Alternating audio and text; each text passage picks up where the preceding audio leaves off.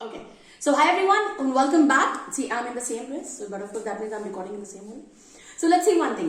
Before this, I was telling you about the subjective, objective and possession.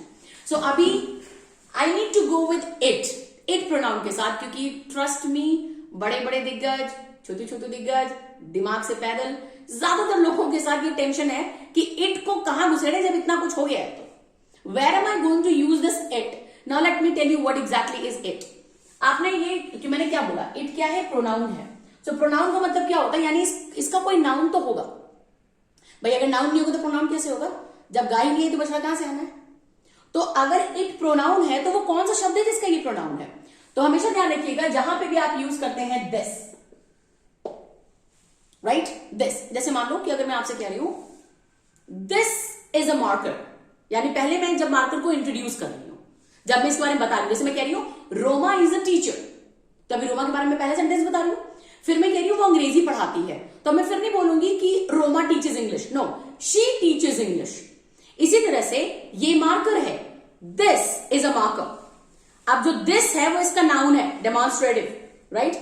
अब इसकी जगह पे अगर मैं कह रही हूं ये नीला मार्कर है, तो this is a marker, it is blue in colour. तो यानी जहां पे भी आप दिस का इस्तेमाल करते हैं, this is my class, this is my studio, it is bright, it is my favorite place, right. So जहां पे भी आप this का इस्तेमाल करते हो, हर उस जगह पे आप it यूज कर सकते हो. लेकिन कहानी में एक हल्का सा ट्विस्ट ये है कि this की जगह पे it आप तभी यूज कर सकते हैं जब ये चार चीजें हो रही हों. यानी कि if you are talking about non living things, बेजान चीजों के बारे में अगर आप बात कर रहे थे, जैसे मोबाइल हो गया, बॉटल हो गया, बुक्स हो गया, मार्कर हो गया, बेजान चीजों के बारे में, या फिर नेचुरल थिंग्स, पहाड़ हो गए, नदियां हो गई, वादियां हो गई, ये सारे जो जैसे कहते हैं नेचुरल स्टफ, या फिर वो बच्चे जो 5 साल से कम होते हैं, जिनको हम लोग कहते हैं पोलियो ड्रॉप कैटेगरी वाले बच्चे.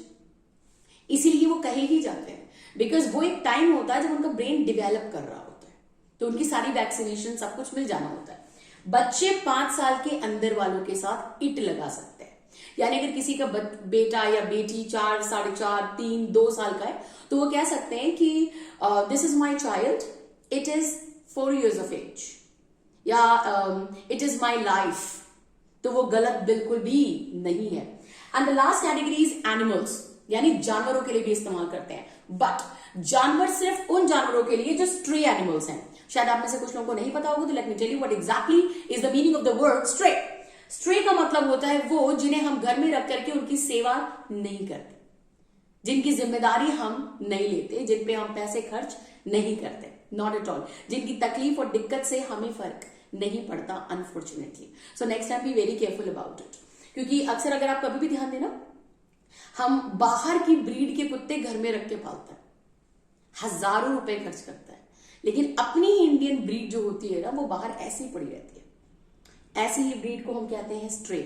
जैसे होता है ना, जब तक गाय दूध देती है, घर में रखते हैं, सारी पूजा वूजा सब चलती है, लेकिन जब वो उस काबिल नहीं होती तो कुछ ऐसे नाकाबिल लोग हैं जो उसे बाहर फेंक देता है, घर से बाहर. क्यों? क्योंकि चारा तो खा ही नहीं है बेचारी. ये कभी कभी आपको कुछ ऐसा नहीं लगता जैसे बूढ़े हो रहे माँ बाप और आप उनके साथ ऐसा कुछ करते हैं? तो next time be very careful when you behave with such animals as well, right. So उनको जो एक नॉर्मल भाषा में कहा जाता है आवारा, छुट्टा, ये सारे नाम दिए जाते हैं उन्हें. वो इसलिए दिए जाते हैं क्योंकि उन्हें पालने वाला कोई नहीं होता है. और यकीन मानिए, आवारा तो मेरे ख्याल से आप में से काफी औलादे ऐसी होंगी जिन्हें लोग यूं ही बोल देते हैं. नहीं, अगर आप 7 बजे कहकर के 9 बजे घर आ रहे तो आप क्या हुआ, आवारा हो गए, स्ट्रे वाली कैटेगरी में आ जाते हैं. तो लाइक दैट वेज. जैसे भी मेरे सामने बैठे मेरे जो स्टूडेंट्स हैं, हुमाम है, अफरोज है, वो एक दूसरे की तरफ इशारा करके यही बता रहे कौन आवारा है. तो देखो सब नॉर्मल है, आजकल फैशन है, नॉट एन इशू. सो अभी द कॉन्सेप्ट इज इट का इस्तेमाल जहां पे भी आप दिस कहते हैं उस जगह पे इट लगा सकते हैं, मगर ये 4 कैटेगरीज होनी जरूरी है. अब मैं एग्जांपल आपको बता दूं. अगर मैं कह रही हूं ये मेरा दोस्त है, ये मेरा दोस्त है, तो अभी चूंकि मैं इंट्रोड्यूस कर रही हूं तो मैं बोलूंगी दिस इज माई फ्रेंड, क्योंकि अभी पहला सेंटेंस उसके बारे में था ना ये. So this is my friend. अब अगर मैं बोलूंगी ये मेरा बेस्ट फ्रेंड है, तो ये नहीं बोलूंगी it is my best friend. अब मैं ही लगाऊंगी. तो आप मुझसे बोलेंगे मैम आप तो कहते हैं कि दिस की जगह पे इट लगा सकते हैं. नहीं, आपने मेरी जान पूरी बात नहीं सुनी. फिर इसका मतलब मैंने कहा ये अगर 4 कैटेगरीज आ रही है तो ही दिस की जगह पे इट लगेगा, लेकिन जब अपने दोस्त की बात कर रही हूं तो ना तो वो मुर्दा है, ना ही वो नेचुरल है, ना ही वो 5 साल से कम में हो, ना ही वो आवारा मतलब कोई भी जानवर है, ठीक है। So the concept is, I am so sorry my friends, example के लिए करना पड़ता है, स्टूडेंट की समझ में नहीं आता। So the thing is, this का इस्तेमाल हर दिस की जगह पे आप इट वर्ड यूज कर सकते हैं, वर्ड नहीं प्रोनाउन आप यूज कर सकते हैं, बस इतना कॉन्सेप्ट है 4 कैटेगरीज होनी चाहिए। एक मिनट रुकिए, फिर मैसेज आ गया।